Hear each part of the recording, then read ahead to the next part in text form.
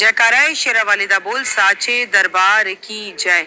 माई मेरी सच्चियां जोता वाली माता तेरी सदा ही जय। नमस्कार, सुस्वागतम, वेलकम, अभिनंदन। मैं हूं आपके साथ आपकी अपनी होस्ट दोस्त डॉक्टर वायरा। हुए सुबह की राम राम। कैसा है मेरा संसार?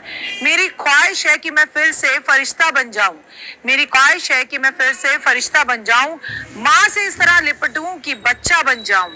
है ना? हर कोई चाहता है कि वो एक बार जीवन में बच्चा जरूर बन जाए। 5 अप्रैल शनिवार का दिन, 8वां नवरात्रा। ओए होए, आज तो आप अपना व्रत खोलेंगे।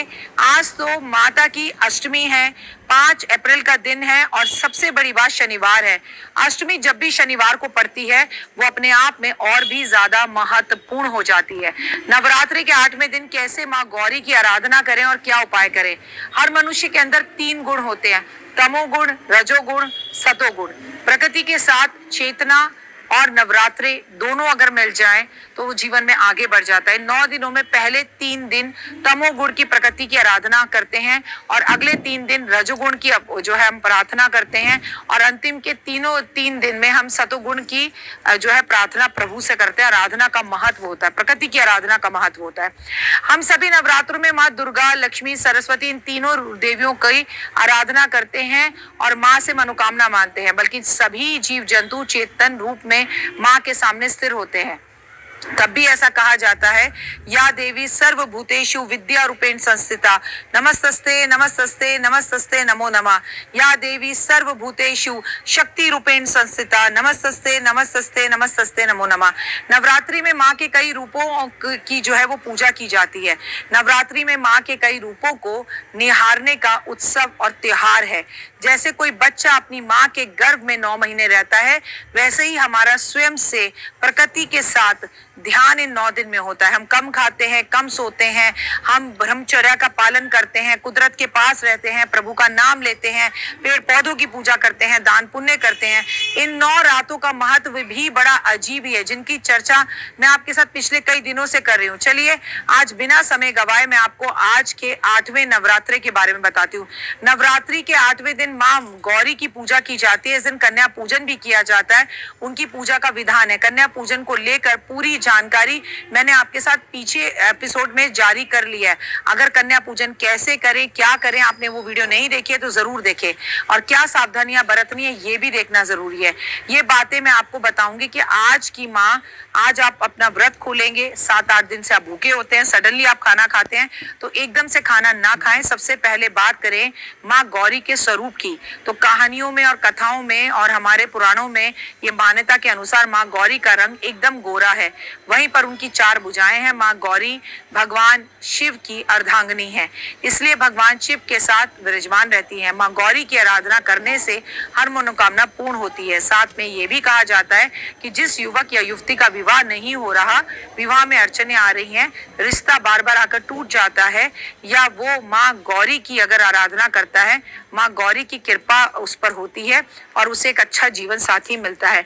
माँ अपने भक्तों को अन्नपूर्णा रूप में सुख समृद्धि भी प्रदान करती है। उनका रूप उज्जवल, कोमल, श्वेत है। देवी गौरी के हाथ में त्रिशूल और डमरू है, तीसरे हाथ में अभय और चौथे हाथ में वर मुद्रा है। माँ गौरी का रूप करुणा से भरा हुआ है और माँ बहुत खूबसूरत है। माँ गौरी जो है वो आपको जीवन के अंदर सब कुछ देती है। ऐसा कहानियों में बताया गया है, हमारे पुराणों में है कि माँ गौरी अपने भक्तों को संतान, प्रेम, सब कुछ देती है। क्योंकि देवी और महादेव देवी जो है वो महादेव की पत्नी है। माँ गौरी की पूजा करने से सभी कष्ट और तकलीफें दूर होते हैं। माँ गौरी को लेकर आज एक पुरानी कहानी मैं आपको पौराणिक कहानी आपके साथ शेयर करती हूँ, जिसके अनुसार माता पार्वती ने भगवान शिव की प्राप्ति के लिए कई हजारों वर्षों तक कठोर तपस्या करी। इस तपस्या के दौरान उन्होंने जल भी सेवन नहीं किया, अन्न भी सेवन नहीं किया, जिसके कारण उनका पूरा शरीर काला हो गया और उनके पूरे शरीर पर दीमक चिपक गई। माता पार्वती की तपस्या देखकर भगवान शिव बेहद प्रसन्न हुए और अपनी पत्नी के रूप में उन्हें स्वीकार कर लिया।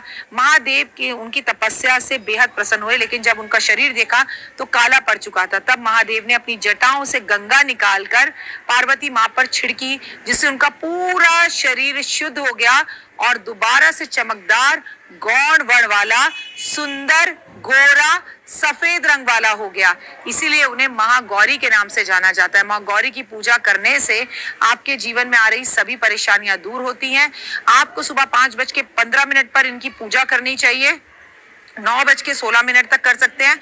और कन्या पूजन आप 12 बजे से 1 बजे तक कभी भी कर सकते हैं। सुबह आपको अगर कन्या पूजन करना है तो सुबह 10 बजे से 11 बजे के बीच में भी कन्या पूजन कर सकते हैं।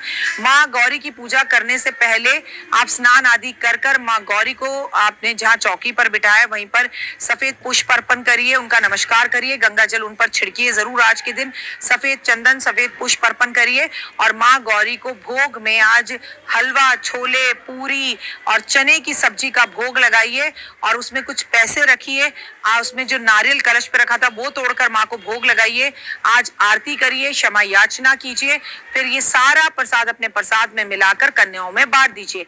माँ गौरी को प्रसन्न करने के लिए आज आप उनसे क्षमा याचना कर कर मुस्कुराते हुए उनकी पूजा जरूर करेंगे, इससे आपकी हर मनोकामना पूर्ण होगी। अगर आपके दाम्पत्य जीवन सुखी बनाना चाहते हैं तो आज आपको स्नान करने के बाद माँ को सफेद पुष्प अर्पण करने चाहिए और उसी के साथ वो सफेद पुष्प आपको शंकर भगवान पर अर्पण करने चाहिए।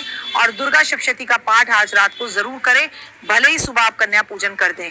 अगर आप मन चाहे वर या वर वधू को पाना चाहते हैं, देवी दुर्गा को आज इलायची का भोग जरूर लगाएं और 21 बार ओम ह्रीं क्लीं चामुंडा विच्चा का जाप करें या सर्व मंगल मांगल्ये शिवे सर्वदा साधिके शरण्ये त्र्यंबके गौरी नारायणी नमस्तुते का जाप भी जरूर करें। अगर आप अपने बिजनेस में बढ़ोतरी चाहते हैं और अपने बिजनेस को दीन दुगनी और दूर दराज तक फैलाना चाहते हैं तो आज आपको माँ को आपको इत्र अर्पण जरूर करना चाहिए। अगर आप नॉर्मली नौमी पूछते हैं तो भी अष्टमी के दिन माँ को हलवे का भोग लगाकर किसी छोटी सी कन्या को हलवा जरूर खिलाना चाहिए। अगर आप सुखी स्वस्थ अपनी काया चाहते हैं तो आज आपको माँ दुर्गा सप्तशती के सामने बैठकर निश्चित ही रूप से हनुमान चालीसा, संकट मोचन, बजरंग बाण जरूर पढ़ना चाहिए। अगर अपने रिश्ते में अगर आपकी कहीं बात चल रही है और बार बार रिश्ता टूट जाता है तो भगवान शंकर को आज पंचामृत अर्पण जरूर करें और 7 बार माता पार्वती को शंकर जी के साथ मूली के साथ गठबंधन कर दीजिए, शीघ्र विवाह के रास्ते खुल जाएंगे।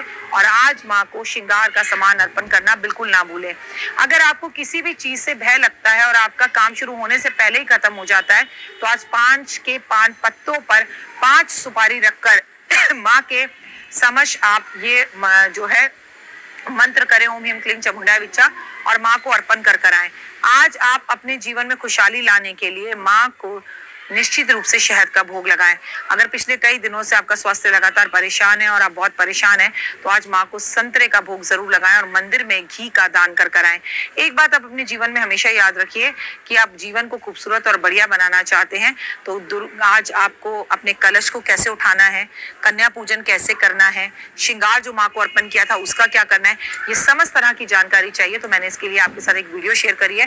प्लीज उस वीडियो को जरूर देखिए, कमेंट्स में जय माता दी और मुझे लाइक सब्सक्राइब शेयर जरूर करिए। जय माता।